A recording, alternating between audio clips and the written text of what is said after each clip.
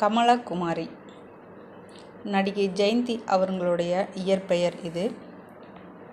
கன்னட திரைப்படத்துறை மற்றும் தமிழக திரைப்படத்துறையில் தனக்குன்னு ஒரு பாணியை அமைச்சிக்கிட்ட ஒரு இந்திய நடிகை இவங்க. 1960லிருந்து 80 வரைக்குமான காலகட்டங்களில் பார்த்திங்கன்னா அருமையான நிறைய திரைப்படங்களை கொடுத்துருக்காங்க. தமிழ், தெலுங்கு, கன்னடம், மலையாளம், ஹிந்தி, மராத்தி அப்படின்னு 500க்கும் மேற்பட்ட திரைப்படங்களில் நடிச்சிருக்காங்க. 7 கர்நாடக மாநில திரைப்பட விருதுகள், 4 முறை சிறந்த நடிகையாகவும் 2 முறை சிறந்த துணை நடிகையாகவும் இவங்க பரிசு பெற்றிருக்காங்க. சிறந்த நடிகைக்கான குடியரசுத் தலைவரின் பதக்கம் மற்றும் சிறந்த நடிகைக்கான 2 ஃபிலிம்ஃபேர் விருதுகளையும் பெற்றிருக்காங்க. கன்னட திரையுலகின் மிகவும் தைரியமான மற்றும் அழகான ஒரு நடிகை அப்படின்னா ஜெயந்தி அவங்கள நம்ம சொல்லலாம். கன்னட திரையுலகம் இவருக்கு அபிநய சாரதே அப்படிங்கிற ஒரு பட்டம் கொடுத்துருக்காங்க. நடிப்பில் சாரதா தேவி அப்படிங்கிற பொருள் இந்த பேருக்கு. ஜெயந்தி அவர்கள் 1945ஆம் ஆண்டு ஜனவரி 6ஆம் தேதி பிறந்தவங்க. இவங்களோட தந்தை பாலசுப்ரமணியம் பெங்களூரில் இருக்க புனித ஜோசப் கல்லூரியில் ஆங்கில பேராசிரியராக பணிபுரிந்தவர். இவங்களோட தாய் ஜெயந்தி அவங்கள நிறைய நடன வகுப்புகளில் சேர்த்து ஒரு திறமை மிக்க பெண்ணாக வளர்த்தாங்க.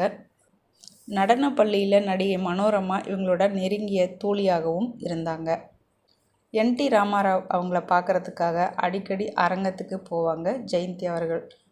அப்போது NT ராமாராவ் அவர்கள் கேலியாக என்னோட நடிக்கிறியா அப்படின்னு சொல்லி கேட்டிருக்காங்க. பிற்காலத்தில் இந்த இணை நிறைய திரைப்படங்கள் ஜோடியாக நடிச்சிருக்காங்க.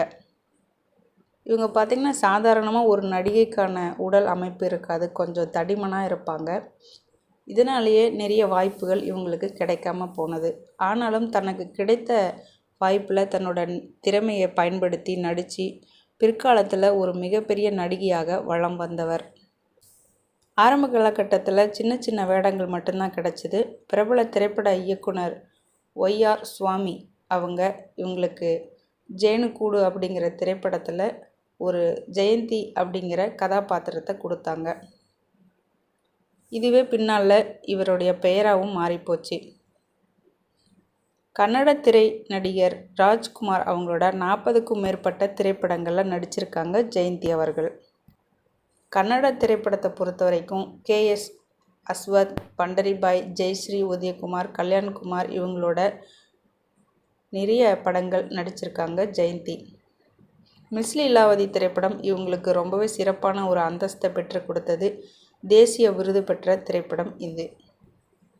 கன்னட திரையுலகத்தில் மிக புதுமையான ஆடைகள், காலணிகள் இது எல்லாம் அணிந்து நடித்த பெருமை இவங்களுக்கு உண்டு. அந்த காலத்தில் ஜெயந்தி ஸ்டைல் அப்படின்னு சொல்லிட்டு காலணி ஆகட்டும், உடைகளாகட்டும் நிறையவே ரொம்ப பிரபலமாக இருந்தது.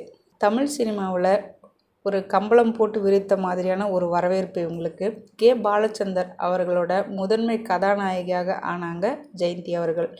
எதிர்நீச்சல், இருகோடுகள், பாமா விஜயம், புன்னகை, வெள்ளி விழா, கண்ணா நலமா, முகராசி அப்படின்னு நிறைய திரைப்படங்களை சொல்லிகிட்டே போகலாம். எல்லாமே வெற்றிகரமான திரைப்படங்கள். இவரோட முதல் கன்னடா திரைப்படம் ஜீனுக்கூடு.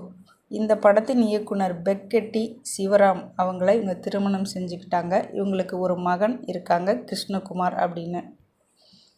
மிஸ் லீலாவதி திரைப்படத்துக்காக அப்போதைய பிரதமர் இந்திரா காந்தி அவங்க கையால் தேசிய விருது பெற்ற ஒரு நடிகை ஜெயந்தி அவர்கள். இருகோடுகள் திரைப்படத்தில் பார்த்திங்கன்னா 2 பெண்மணிகளுக்கான ஒரு உரையாடல், ஒரு பாடல் அப்படின்னு ரொம்ப அருமையாக நடிச்சிருப்பாங்க ஜெயந்தி அவர்கள். இவங்களோட இயற்பெயர் கமலகுமாரி. ஜனவரி 6ஆம் தேதி 1945ஆம் ஆண்டு பிறந்தவங்க. இன்றைக்கி அவங்களுடைய பிறந்த தினம். இன்றைக்கி தொலைக்காட்சிகளில் திரைப்படங்களை பார்க்கும்போது பழம்பெரும் நடிகைகள் பற்றின திரைப்படங்கள் வரும்போது அப்போவே இவங்க இப்படி ஹேர் ஸ்டைல் பண்ணியிருக்காங்க, இப்படி saree கட்டியிருக்காங்க, எப்படி ப்ளவுஸ் போட்டிருக்காங்க அப்படின்னு நிறைய பேர் பார்க்குற பழக்கம் வச்சுருக்காங்க.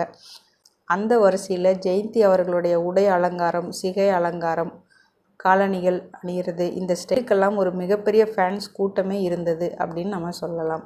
அப்போது நிறைய படம் Black and Whiteல வந்ததுனால டிசைன்ஸ் கலராக தெரியல. ஆனால் அப்போது இருந்த மாடல்ஸ் தான் இப்போ ட்ரெண்டாக நிறையவே வந்துட்டுருக்கு. அப்படி ரொம்ப ட்ரெண்டான ட்ரெஸ் எல்லாம் போட்டு நடித்த ஒரு நடிகையாக இருக்காங்க ஜெயந்தி. கலைத்துறையை பொறுத்த வரைக்கும் கலைஞர்களுக்கு இறப்பே இல்லை அப்படின்னு தான் சொல்லணும். இவர்கள் இப்போ நம்ம கூட இல்லைனாலும் கூட இவர்களுடைய திரைப்படங்களை நம்ம பார்க்கும்போது இவங்க நமக்கு நினைவுக்கு கண்டிப்பாக வருவாங்க. அவர்களுடைய பிறந்த தினமான இன்று அவரை நினைவு கூறுவோம் நண்பர்களே. நன்றி.